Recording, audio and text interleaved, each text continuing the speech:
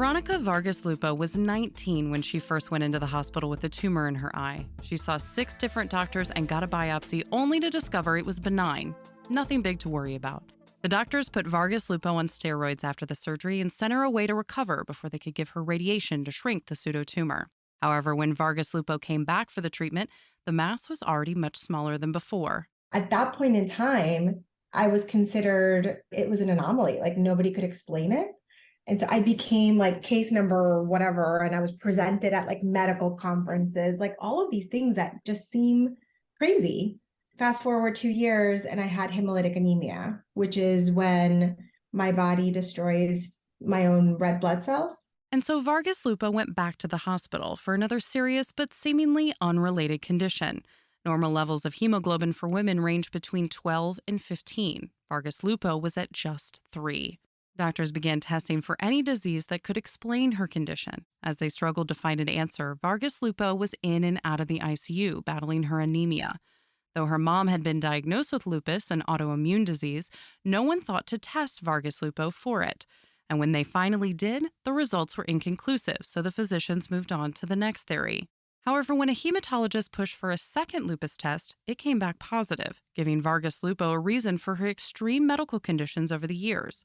But with the family connection to lupus, why didn't the doctors administer the test sooner? Well, the only thing I can think of is because my mom has just the skin one. So she has the butterfly. She doesn't have SLE like I do. So she has just the skin, the topical one. So she has like the butterfly rash. And she was never really impacted by like her organs. Like she never really got to that point. And so maybe in the doctor's minds at that point in time, I mean, this is me trying to read the situation of why maybe they could. But to be honest, they should have tested me right away for it and not waited. I just think that's still, to me, a prevalent problem, right? It's still something that is happening to people like me where they're just misdiagnosed. Lupus is a tricky disease to diagnose because the symptoms can be different for each person. Even when Vargas Lupo had flare-ups, they range from a pseudotumor and anemia to everyday joint pain. Dr. Teodora Steva says the reason for the unpredictable symptoms is that the disease affects so many different organs. There is no single test to determine lupus at the moment. It's a disease that often takes many years for people to be diagnosed with, presenting significant challenges, obviously, in the process. Steva is the chief scientific officer of the Lupus Research Alliance, the world's largest non-governmental, nonprofit funder of lupus research. Due to the erratic nature of the disease, lupus has been heavily studied for decades.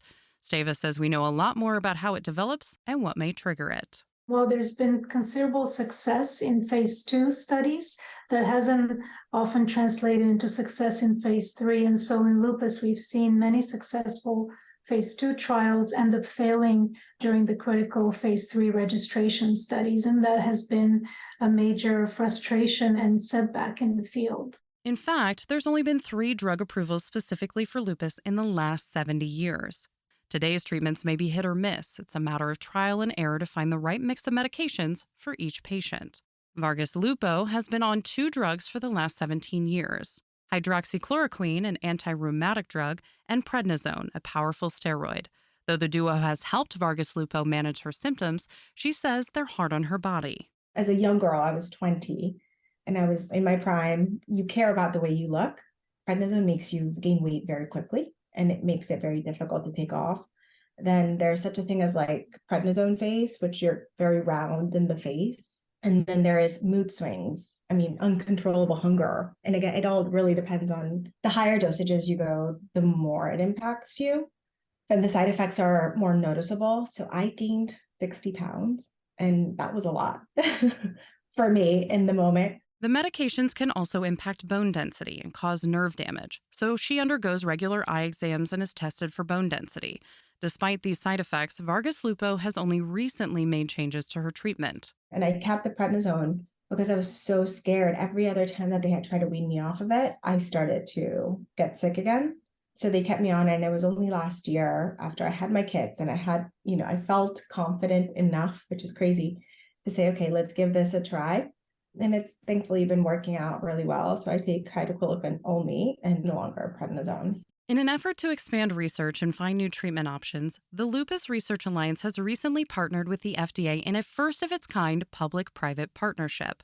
This new group is called the Lupus Accelerating Breakthroughs Consortium, or Lupus ABC. While there have been multiple efforts in the area of lupus to try to address some of these challenges, they have been done largely in silos and often without the direct involvement of the regulators or the FDA. And so what we hope is different, what not just hope, but what we know is different with the Lupus Public-Private Partnership or Lupus ABC is that we have an opportunity as other FDA public-private partnerships to convene the community together with the regulators to discuss, identify challenges, discuss how to address them, and develop actionable solutions to addressing these challenges collectively. Lupus ABC hopes to resolve the challenges surrounding clinical trials and speed up drug development. But research and development is only one of two governing bodies of Lupus ABC. The second is the Lupus Voices Council, which finally brings the patient perspective into lupus research and treatments. What emerged again from the patient-focused drug development meeting was that patients were really most concerned with issues of pain, issues of so-called brain fog or neuropsychiatric manifestations of lupus that are very debilitating and affect a large majority of patients. And they really wanted safer and more effective therapies. They wanted to be able to not use steroids, which are very harmful and yet used by many of the lupus patients. Including Vargas Lupo, who is the co-lead of the Lupus Voices Council. She says this patient perspective is long overdue, especially since they're the ones being affected by the disease and medication. Like, how do you, as a research organization, outweigh the pros and cons of a treatment that you're doing, right? If you don't take into account the voice of the patient, like how they feel, how they interact, how the drug makes them, okay, fine, I'm not dying, but is that good enough, right? Is it okay that I have to get yearly tests, or is it okay that I gain 60 pounds? Is it okay that I have mood swings that I don't even recognize myself with? Like, is that okay for me as a patient? And am I going to be forced to take this because I have no other resource or I have no other ways to go about it? Vargas Lupo says the partnership will give patients an opportunity to speak up without being in a state of vulnerability, like when they're in the hospital. When you're in the hospital and when you're in a doctor's chair, you are vulnerable. No matter what anyone tells you, you feel small, right? You feel like you don't have that much confidence. You're scared most of the time because it's your health. It's your, like, am I going to be able to be better? And so giving the lupus patient a seat at the table in an equal table, that is not where, you sit in the stool next to the computer and I sit in this massive chair. That to me is such a mind shift. And it's a shift in the way that we're going to be able to make progress to actually hear the lupus voice louder, clearer, and more forceful. She believes that researchers are excited to have this perspective to guide the testing. It will hopefully create new theories and change how scientists approach their research. Vargas Lupo says patient input should extend to every part of the process. So even with clinical trial recruitment, how do we patients want to be approached, right? What is the right way for us to be able to get the candidates that we need in order to fully test these potential medicines and be able to move the clinical trials with more success?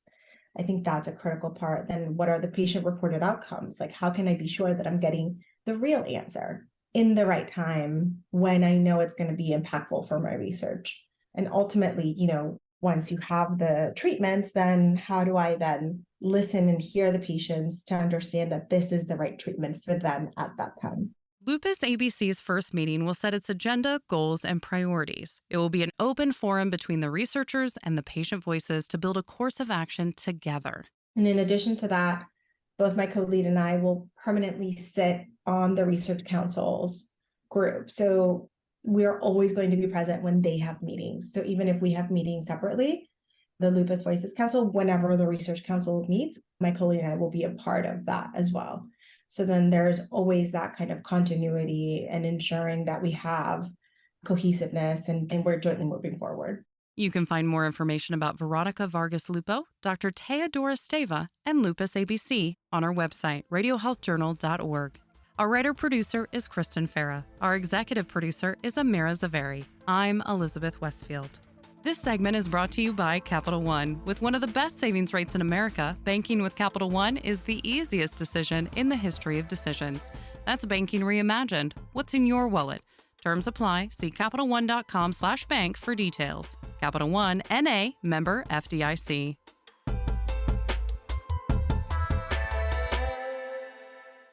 Coming up next week on Radio Health Journal. Once we apply some of these methods to very large data sets, we may be able to more easily identify things that we should have known beforehand. How AI can help researchers think outside of the box. Then, are you worried about your newborn's flat head? Some parents are very traumatized by this, and this is a big problem for them. Other parents are very casual about it and don't feel it's a problem at all. All that and more on Radio Health Journal. I'm Nancy Benson, host of Radio Health Journal. If you enjoy listening to Radio Health Journal, you'll also like our sister show, Viewpoints, which covers a wide array of topics from education to history to the environment. Here's a preview of what they're covering this week on Viewpoints. In the last 2 decades, this century, there has been virtually no change in the gender wage gap. Why do women, on average, still make 20% less than men? Then, they revealed to me that my father had not been my biological father, which is something that I had never remotely thought, known, entertained. The hidden secrets uncovered from an at-home DNA test. I'm Marty Peterson. And I'm Gary Price. These stories in depth this week on your public affairs magazine, Viewpoints. Listen to Viewpoints on your favorite radio station and subscribe and listen to shows anytime on Apple Podcasts and Google Play. And that's Radio Health Journal for this week. Follow us on Twitter, Facebook, and Instagram to learn more. And check Apple Podcasts, Google Play, and Spotify for a library of past programs. Plus, you'll always find previous segments and information about our guests at radiohealthjournal.org. Join us again next week for another edition of Radio Health Journal.